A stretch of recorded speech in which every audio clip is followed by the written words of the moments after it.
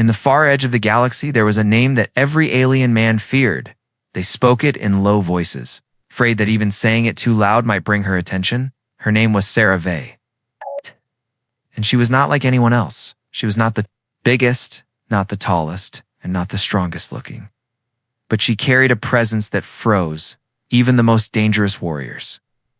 Legends about her spread from one planet to another, growing darker with each telling. Some said she could kill a dozen armed soldiers with only a blade. Others swore they saw her stand alone against a warship. No one really knew which stories were true, but one thing was certain: no alien man dared to cross her. Sarah lived far from crowded cities, hidden in the quiet shadows of forgotten planets. She walked with calm steps, but her eyes always searched the surroundings.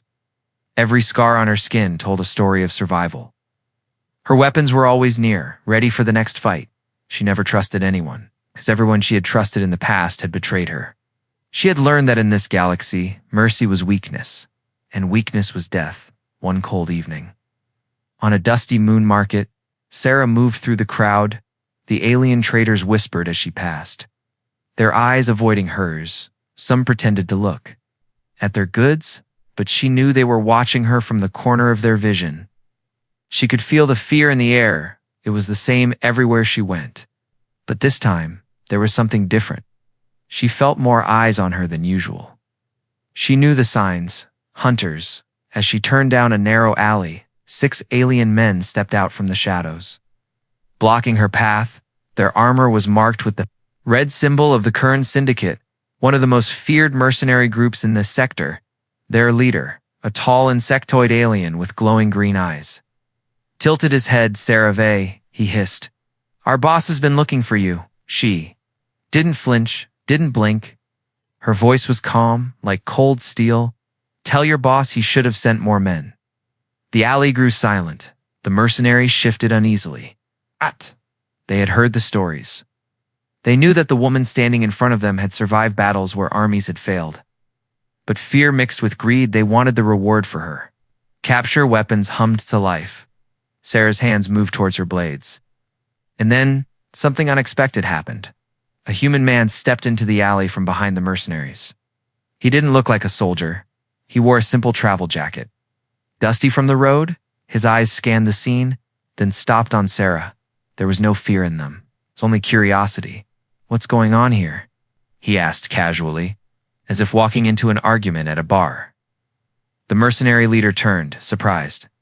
This is not your business, human, he growled. But the human didn't step back. Instead, he moved closer.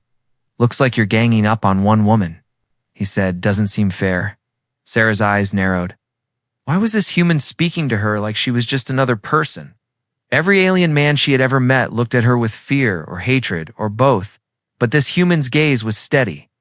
Unshaken, the mercenaries laughed. One of them raised his weapon. Leave now, human, before you die with her.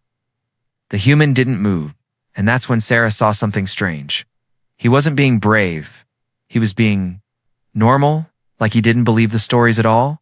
Before anyone could fire a shot, Sarah moved. Her blades flashed in the dim light. The first mercenary fell before he even knew she had moved. The others turned their weapons on her, but the human grabbed a metal pipe from the ground and swung it at one. The fight was fast and brutal in seconds. The mercenaries were on the ground, groaning in pain or too afraid to get up. Sarah stood still, her breathing steady. She looked at the human. You're either very stupid, she said slowly, or very brave. The human smiled slightly. Maybe both, he replied. For a moment, neither of them spoke. The silence of the alley was broken only by the sound of the wounded mercenaries crawling away.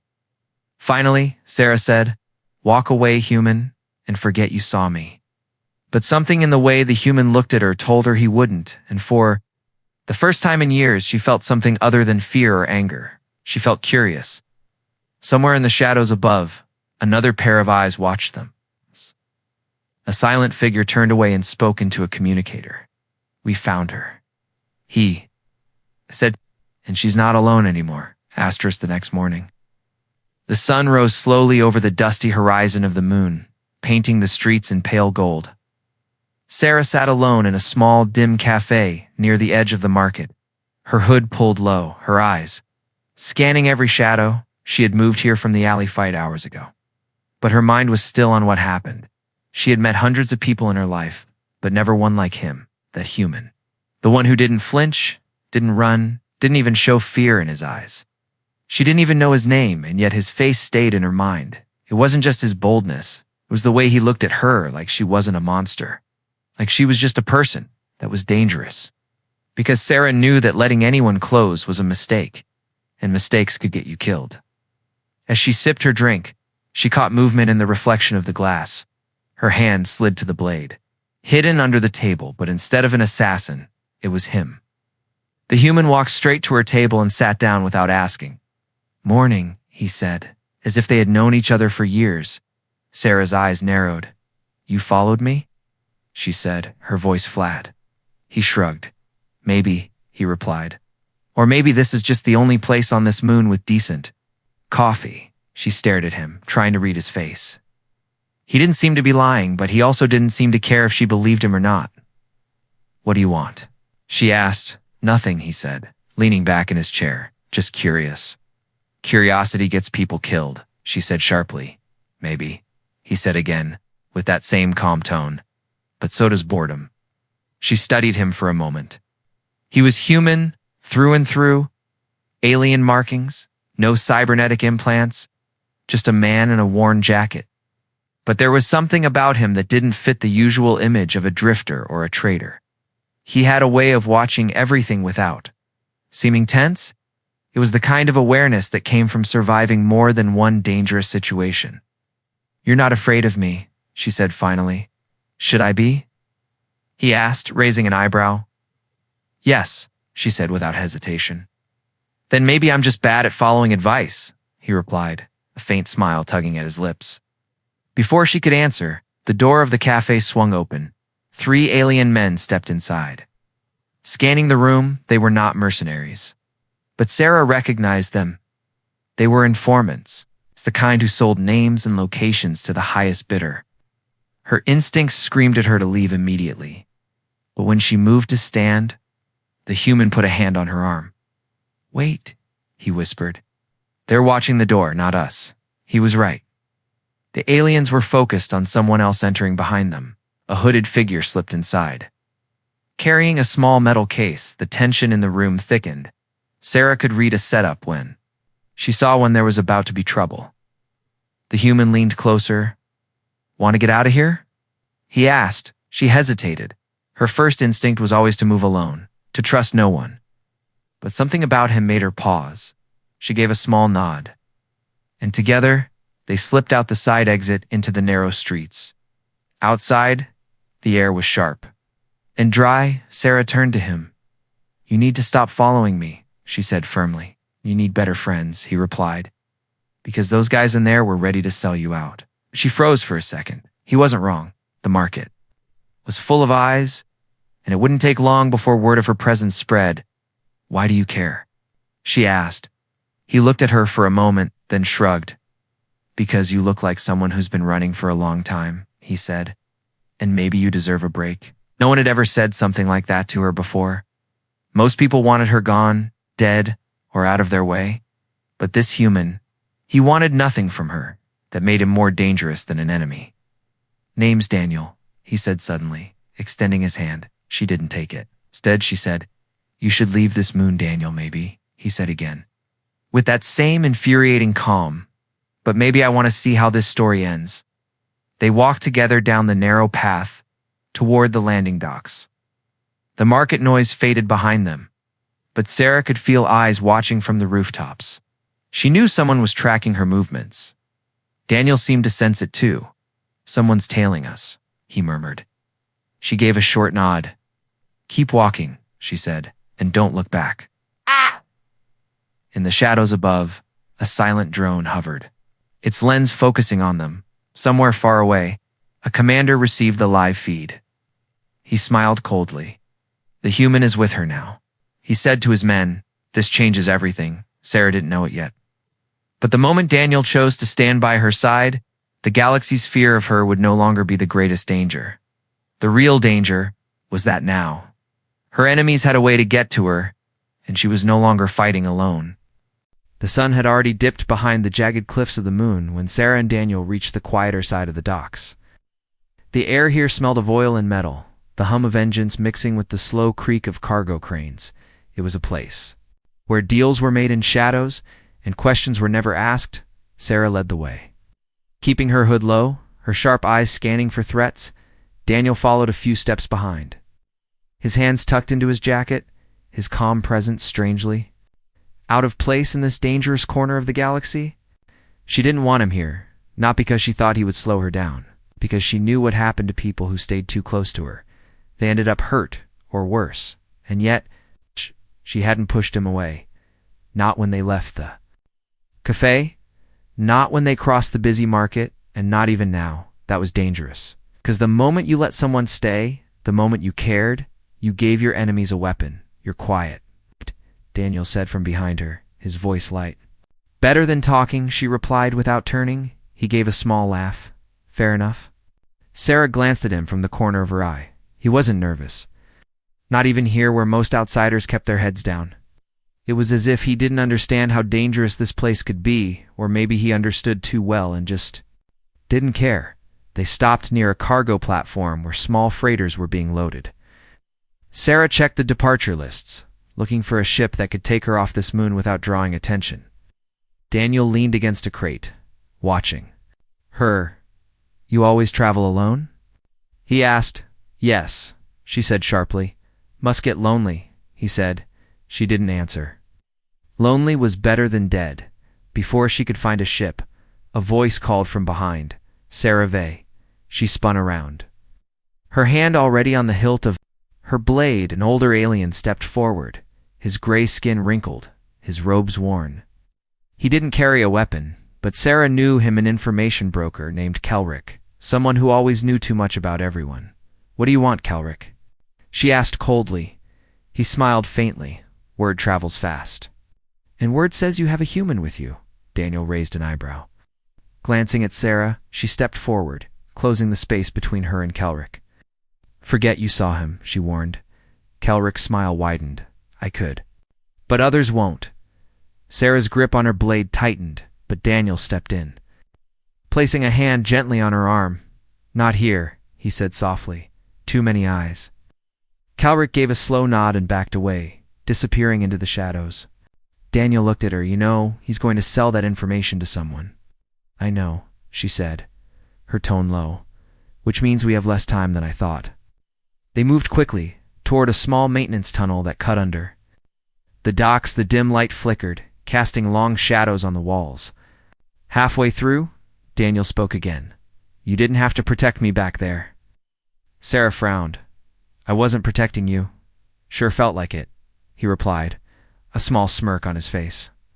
She didn't respond, but deep inside, she knew. It was true. Some part of her had already decided that Daniel didn't deserve to be caught up in her world. Yet here he was, walking beside her into danger. It made no sense, and yet it felt natural to natural when they emerged from the tunnel. They found themselves on the far edge of the docking yard. Only one freighter sat here, its lights dim, its crew absent. Sarah approached cautiously, checking for traps. Daniel stayed close, his eyes scanning the shadows without warning. A loud metallic clang echoed from behind the ship.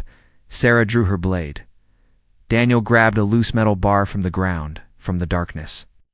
3 alien thugs stepped forward, their weapons drawn. The leader grinned. The boss wants to talk. To you, Sarah? She moved first, her blade flashing in the faint light. Daniel jumped in, swinging the bar with quick, sharp strikes. They fought back to back, each move covering the other. Sarah's precise, deadly speed and Daniel's quick-thinking, unpredictable strikes kept the attackers off balance. In moments, the thugs were down, groaning in pain, breathing hard. Daniel looked over at her. You're good at this, he said. She sheathed her blade. So are you, he shrugged. I've had practice. For a moment they stood there in silence, the night air cold against their skin.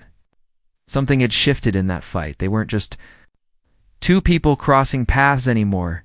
They were fighting together. And that was even more dangerous than before.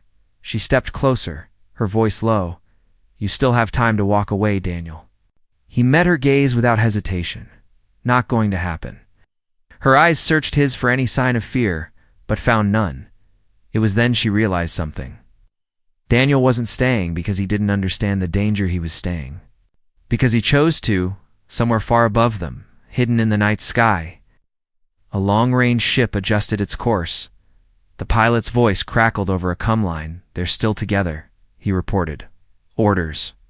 A cold voice replied, "Follow them, but do not engage not yet." Sarah didn't know it. But the bond she and Daniel had formed tonight would be tested soon, and when the test came, the galaxy would learn that fear was not the only power worth respecting. Sometimes loyalty was far more dangerous. The freighter's engines rumbled softly as Sarah and Daniel sat in the dim cargo hold. They had paid the silent pilot to take them to a remote mining colony on the edge of known space. Far from the syndicate's usual reach, Daniel leaned against a crate, watching Sarah as she checked her weapons. She moved with the precision of someone who had done this 1,000 times before. But there was something in her eyes tonight, a shadow that wasn't from the low light. After a long silence, Daniel spoke. "You don't have to tell me, but who exactly are you running from?" Sarah paused, her hand tightening on the grip of her blade. "I'm not running," she said. "I'm surviving." Daniel tilted his head. "There's a difference?" She met his gaze. Yes, a big one, for a moment. She looked like she would say nothing more. Then slowly she began. "I was a soldier once," she said. Her voice quiet but steady, not just any soldier. "I was part of the Vey Legion. An elite strike force for the Jaren Empire." Daniel frowned slightly. "Never heard of them." "You wouldn't have," she replied. "We were meant to be invisible ghosts who went where others couldn't." Her eyes drifted to the metal floor as she continued. "I believed in the Legion, believed in the cause. Until the day I learned the truth."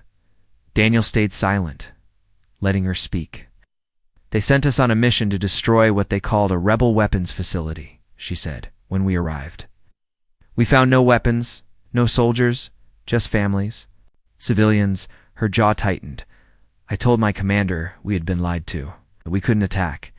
He ordered me to stand down, and when I refused, the others turned their weapons on me." Daniel's eyes narrowed. "They tried to kill you." She gave a humorless smile. "They did worse. They destroyed the colony with me still there." She took a slow breath. "I survived, but barely." Her voice dropped even lower. "I was the only one left alive, and when the Empire sent out their official report, they blamed me for the massacre." Daniel's fists clenched at his sides. "That's why everyone's afraid of you," he said. "They think you killed all those people." She nodded, and I let them believe it. Daniel's brow furrowed. "Why?" "Because fear keeps people away," she said simply. "If they're afraid, they don't come close. And if they don't come close, they can't hurt me or use me." For a moment, the only sound was the soft hum of the freighter.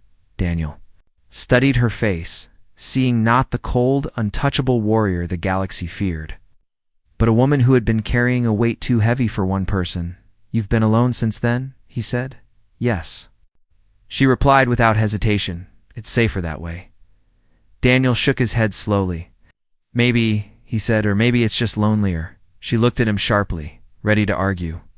But the words didn't come. Instead, she turned away, focusing on the shadows between the crates, somewhere deep inside. A part of her wondered if he was right. The freighter jolted suddenly, pulling both of them from the moment. The pilot's voice came over the intercom. "Strap-in looks like we've got company." Sarah's eyes narrowed. "Company?" she asked, moving toward the small viewport through the glass. She saw the unmistakable shape of a syndicate raider ship closing in, its weapons armed. Daniel was already grabbing his pack. "How did they find us?" "They always find me," she said bitterly. The pilot's voice shouted over the hum of the engines.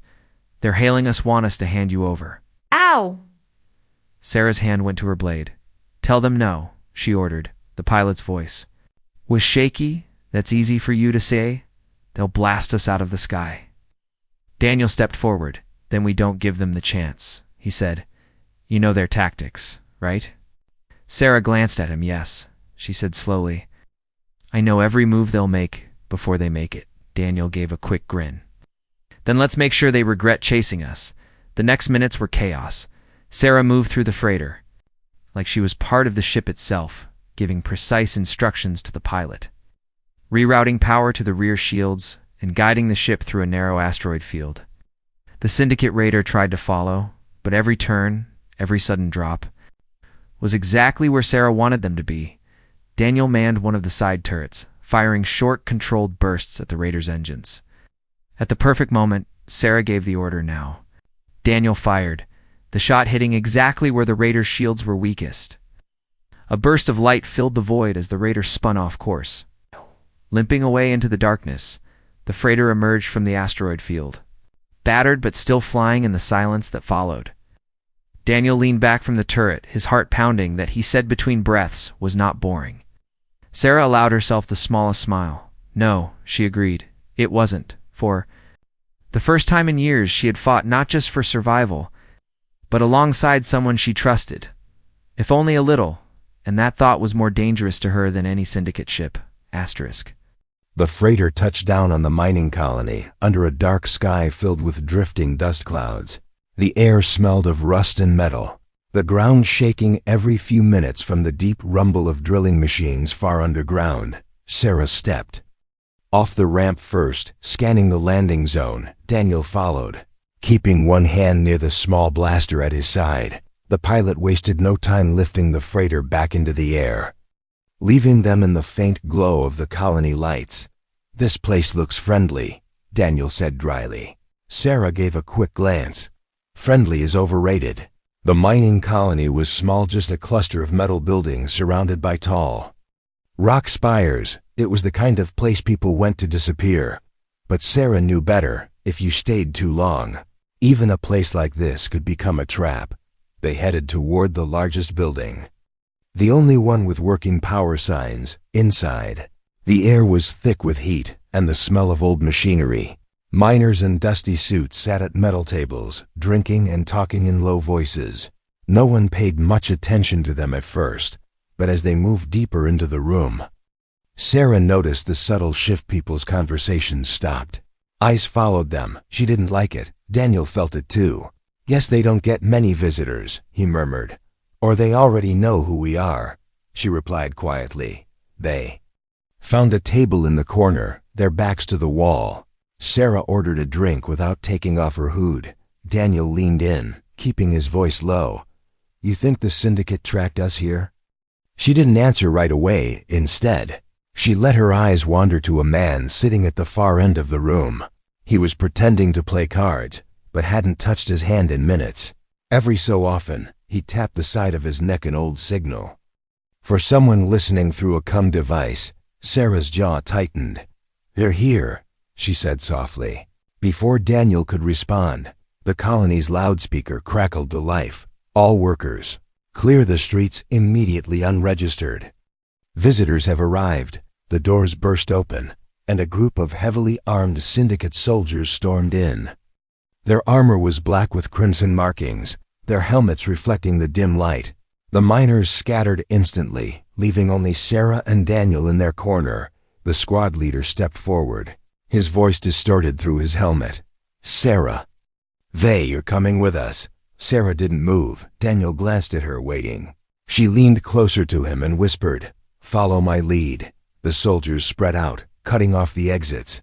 The squad leader reached for his weapon, but before he could draw it, Sarah flipped the metal table onto its side. Daniel ducked behind it as a volley of blaster fire lit up the room. The sound was deafening in the enclosed space, sparks flying from the walls and ceiling. Sarah moved like lightning, drawing her blades and charging forward. Daniel fired short bursts from his blaster, forcing the soldiers to split their fire. The fight was fast and brutal. Sarah's blades cut through armor at close range, while Daniel's shots kept the others from surrounding her. One soldier lunged at Daniel from the side, but Sarah's blade intercepted the strike. For a moment, their eyes met. Then she turned back into the fight without a word. Within minutes, the Syndicate squad was down, groaning on the floor or scrambling for the door. But Sarah knew this was just the first wave. They'll send more, she said. Daniel reloaded his blaster. Then we move. They slipped out through the back door into the cold night. The colony streets were empty now. Everyone hiding inside. The sound of distant engines echoed off the rock spires. Sarah led Daniel toward the edge of the settlement, weaving between narrow alleys to avoid the patrols already sweeping the area. Any idea where we're going? Daniel asked as they ran. Yeah, she replied. Somewhere they won't follow. Daniel gave her a skeptical look. You sound very sure. I am, she said, though in truth, she was only half certain. They reached a narrow gap between two massive rock walls, barely wide enough for one person to pass at a time. Sarah pushed through first. Daniel closed behind. The air was colder, the ground sloping downward into darkness. Daniel's voice echoed in the tight space. What is this place? A cave system, she answered. Old mining tunnels, too unstable for syndicate patrols. As they moved deeper, the sound of engines grew fainter, replaced by the distant drip of water and the low rumble of shifting rock. Daniel's flashlight beam danced over rusted tracks and abandoned carts. This is cozy, he said, his voice dripping with sarcasm. Better than being shot, she replied. They finally stopped in a wide chamber, the air heavy with dust. Sarah scanned the shadows before sitting on an overturned cart. Daniel sat across from her, his breathing still fast from the run. They came for you, he said, but they would have taken me too. Yes, she replied. Now you're part of this whether you like it or not, he gave a small grin. I figured that out a while ago. Sarah didn't smile, but there was a flicker in her eyes, something between frustration and reluctant respect. In the silence, she checked her weapons again. Daniel leaned back against the cold stone wall. They're not going to stop, are they? No, she said. Not until one of us is dead. Somewhere above, far from the safety of the tunnels. The syndicate commander received a report.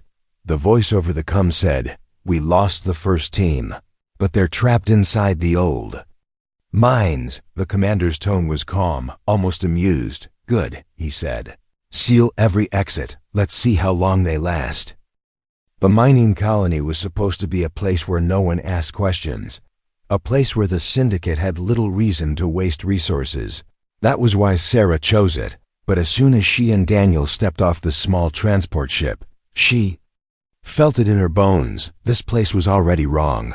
The air was thick with the smell of burnt fuel. The workers who moved past them kept their eyes low, yet Sarah noticed the quick glances. The way conversations stopped when they walked by, it wasn't fear of her. Not exactly, it was the kind of silence people had when they knew trouble was coming. Daniel saw it too. This place feels like it's holding its breath, he muttered. They found an old repair hangar on the colony's edge, its roof patched with mismatched metal plates. Inside, the air was warmer, lit by the dim orange glow of hanging lights. A lone mechanic worked on a rusted mining rover, his tools clinking. Softly, Sarah spoke quietly to him, asking for information about safe transport out. He didn't look up, just said, "Too late for that," before returning to his work. When Sarah pressed, he simply added, "They're already here." She didn't need to ask who they were. The syndicate had moved faster than she expected. That meant one thing: someone from the moonport had sold her location within hours of their arrival. Daniel leaned closer. "What's the plan?" "Get out before the trap closes," she replied. But even as she spoke, a low thud echoed outside, followed by the sound of heavy boots on metal. Sarah's eyes flicked to the shadows between the machines. "Too late," she whispered. The hangar doors slid open with a groan. 5 syndicate soldiers stepped inside, their black armor marked with the red fang insignia. Their rifles were already raised, their visors reflecting the warm light. The leader's voice boomed through his helmet. "SciFi, surrender now, and maybe the human lives." Daniel's jaw tightened, but before he could speak, Sarah stepped forward. "Let him go, and I'll come quietly," she said. The soldiers chuckled. "You, quiet?" "Not likely," the leader mocked. Daniel's hand hovered near his blaster.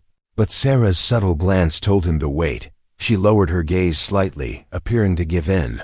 The soldiers moved closer, their formation tightening. Then she moved. Faster than their eyes could track, her blades were in her hands, cutting through the first two rifles before the soldiers could fire. Daniel dropped to one knee, firing precise shots that took out another's legs, sending him crashing to the floor. The leader swung the butt of his rifle at Sarah, but she ducked low, slicing across his armor. Daniel charged the last soldier, knocking him into the rover's open side panel with a clang. The fight lasted less than a minute. When it ended, 4 soldiers were groaning on the ground, and one had fled through the door, no doubt calling for reinforcements. Sarah turned to Daniel. "They won't stop, they'll bring more." Daniel was already grabbing his pack. "Then we move now." They slipped out a side door into the cold night. The colony's narrow metal walkways twisted between tall rock spires. The air was thin, carrying the faint hum of generators from above. The deep growl of an incoming ship made Sarah's pulse quicken. "That's not a transport," she said. "That's a gunship." They ran, weaving through back alleys, their boots echoing on the metal grates. Daniel spotted a narrow service tunnel ahead. "Here," he shouted. They ducked inside just as the gunship's searchlight swept across the street. The tunnel was damp and smelled of rust. Water dripped from broken pipes, and the walls trembled with the vibration of machinery deeper in the colony. Daniel kept his voice low. "You think they'll follow us in here?" "Yes," Sarah said, "but not yet. They'll block the exits first." They emerged into a cavern-like section of the colony where old mining drills lay abandoned. Massive gears and broken conveyor belts sat frozen in place. It was quiet. "Here too quiet." Daniel glanced around. "Feels like a trap." Sarah's lips tightened. "That's because it is." A metallic click echoed through the chamber from the shadows above. Syndicate soldiers rappelled down on steel cables, surrounding them in seconds. The leader's voice came again, amplified by his helmet. "End of the line, Sarah. Your time's up." Daniel's blaster was in his hand instantly, but Sarah grabbed his arm. "Not this way," she whispered. Then she hurled one of her blades into the ceiling above, striking an old support cable with a groan. The rusted metal beam gave way, sending a shower of debris crashing between them and the soldiers. "Move!" she shouted, pulling Daniel toward a side shaft. They ran, the sound of syndicate soldiers shouting behind them. The shaft twisted downward into darkness, the air growing colder with each step. Daniel's voice echoed. "Where does this go?" "Old mines," she said. "Unstable, too dangerous for them to chase us far." By the time they stopped, they were deep underground, their breath visible in the cold air. Daniel leaned against the wall, still catching his breath. "They really want you," he said. "They don't want me," Sarah corrected. "They want control. If they have me, they control the fear." Far above, in the command deck of the Syndicate gunship, the commander watched a live feed from his soldiers' helmet cams. "Seal every tunnel," he ordered, his voice calm. "If they want to hide in the dark, we'll make sure they never see the sun again." The tunnels were cold and silent, the only sound the slow drip of water falling from cracks in the stone above. Daniel sat on an overturned mining cart, his breath forming small clouds in the freezing air. Sarah stood near the entrance of the chamber, listening for any hint of movement. It had been hours since the Syndicate soldiers tried to seal them inside. Now, every path back to the surface was either blocked or crawling with patrols. Daniel finally spoke, breaking the heavy silence. "So what's the plan?" Sarah didn't look at him. "There's only one way out now, the main shaft," she said. Daniel raised an eyebrow. "The one they'll be guarding?" "The one they'll be guarding," she confirmed. He leaned back against the wall, thinking. "They have numbers, ships, and weapons," he said. "We have U.S." A faint smile touched the corner of her lips. "That's enough," she replied. Daniel studied her for a moment. "You actually believe that, don't you?" "Yes," she said simply, "because I've seen what you can do." They spent the next hour making a plan. Sarah drew a rough map in the dirt with the tip of her blade. showing the tunnels and the main shaft. If we hit them fast and keep moving, we can break through before they regroup, she explained. Daniel pointed at a narrow side tunnel. What about this path? It's dangerous, she said. The walls are unstable, it could collapse. Then we make it collapse, he suggested. Cut off their reinforcements. Sarah looked at him for a long moment, then nodded. You're learning, she said. He grinned. Good teacher. Before they moved, Sarah surprised him by handing over one of her blades. He turned it in his hand, feeling its perfect balance. You sure? He asked. You've earned it, she said. Besides, I can't cover your back if you can't fight close. Daniel slid the blade into his belt. Guess that makes us official partners. Sarah gave him a look. Don't push it. They moved out, keeping to the shadows of the narrow tunnels. Sarah led the way with silent precision, Daniel following close behind. The air grew warmer as they neared the main shaft, the sound of machinery and voices echoing down the stone corridors. They stopped just short of the last bend. From here, they could see the wide metal platform suspended over the dark drop of the shaft. Syndicate soldiers patrolled in pairs, their rifles ready, Daniel whispered. There's at least 10 of them. 11, Sarah corrected. One's hiding behind that crate on the left. Daniel gave a low whistle. You don't miss much. She glanced at him. Stay close. They moved as one, Sarah's first strike was silent, her blade cutting through the rifle of the soldier nearest them before he even turned. Daniel followed, taking down another with a quick blow from the hilt of his blade. The platform erupted into chaos, shouts and blaster fire filling the air. Sarah weaved between the soldiers with deadly speed, her strikes precise and unstoppable. Daniel fought back to back with her, his movements quick and unpredictable, blocking shots and disarming attackers. A soldier tried to grab Daniel from behind, but Sarah's blade flashed, ending the threat before it began. Another fired at Sarah, but Daniel stepped in front, his blade deflecting the shot into the platform's railing. For a moment, their eyes met, and an unspoken truth passed between them. Neither would leave the other behind. They reached the narrow side tunnel Daniel had pointed out earlier. Sarah threw a small explosive charge into the support beams. Time to go, she said. The tunnel shook violently as they ran, rock and dust raining down behind them, sealing the path and cutting off the soldiers trying to follow. When they emerged back into the main shaft, only a handful of syndicate troops were left.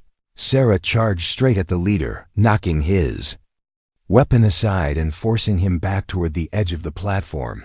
Daniel took down the last soldier with a heavy kick, sending him sprawling. The leader snarled. You think this changes anything? The syndicate will hunt you forever. Sarah's voice was calm but sharp as steel. Then they'll keep failing, she said. With one final strike, she sent him crashing into the crate behind him. Unconscious, the platform was theirs. Daniel looked at her, still breathing hard. Not bad, he said. Not bad yourself, she replied. They quickly secured the lift controls. As the platform began to rise toward the surface, Daniel leaned against the railing, looking at her. You know, he said. We're probably making things worse by doing this. Sarah met his gaze. Maybe, but I'd rather stand and fight than hide. The lift rattled as it climbed higher, the faint light of the surface growing stronger above. Daniel rested a hand on the blade she had given him. Guess we're in this together now, he said. Sarah didn't answer right away. Then finally she said, Yes, we are. Far above, on the surface, syndicate scouts spotted the lift's movement and relayed the signal to their commander. The order came quickly, cold and certain. Let them come up, he said. We'll be ready. The lift rose slowly toward the surface, the sound of its gears echoing up the shaft like a countdown. Sarah stood at the front, eyes fixed on the growing circle of light above. Daniel stayed close, his hand resting on the blade she had given him. Neither spoke, but both knew what waited for them at the top. When the lift stopped, the surface air rushed in cold, sharp, and carrying the faint scent of burned fuel. They stepped off into a wide clearing surrounded by jagged rock walls, and there they were, dozens of Syndicate soldiers, their black and crimson armor glinting under the pale light of the mining floodlamps. Gunships hovered above, their searchlights pinning Sarah and Daniel in bright white beams. The Syndicate commander stepped forward, his armor marked with gold trim. "End of the road. Sarah Vey," he called, his voice steady. "You've run far enough." Sarah didn't move.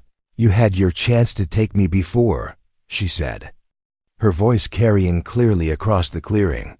"Now it's too late." Daniel glanced at her. "What's the plan?" She gave him a small, almost dangerous smile. "We stand," she said simply. The soldiers advanced, rifles ready. Sarah's blades flashed into her hands. Daniel drew his blaster in one hand, her gifted blade in the other. The first shots came, burning streaks of light cutting through the air. Sarah moved like flowing water, spinning and striking, her blades deflecting the blasts. Daniel fired with sharp precision, every shot forcing the enemy back a step. But there were too many. For every soldier that fell, two more pushed forward. A blaster bolt grazed Daniel's arm, making him stumble. Sarah spun to cover him, her strikes becoming even sharper, more desperate.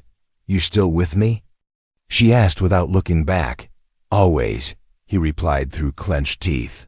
The fight dragged into chaos. Dust and smoke filled the air, the shouts of soldiers mixing with the constant fire of weapons. Sarah and Daniel fought back to back, their movements perfectly in sync. She cut down a soldier who tried to flank him. He shot the one aiming at her from a distance. Neither could see more than a few steps ahead, but they trusted each other completely. Then, the commander himself joined the fight. He moved like a predator, fast and precise. Sarah met his strike head-on, their blades clashing in a shower of sparks. Daniel tried to help, but was forced back by three soldiers pressing him hard. The commander's voice was low but filled with contempt. "You could have ruled the galaxy with your name, Sarah Vey." "I'd rather break it," she spat back. The fight between them was brutal, each strike shaking through her arms.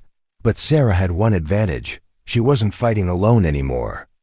Daniel broke through the soldiers holding him back and rushed the commander from the side. The distraction was enough.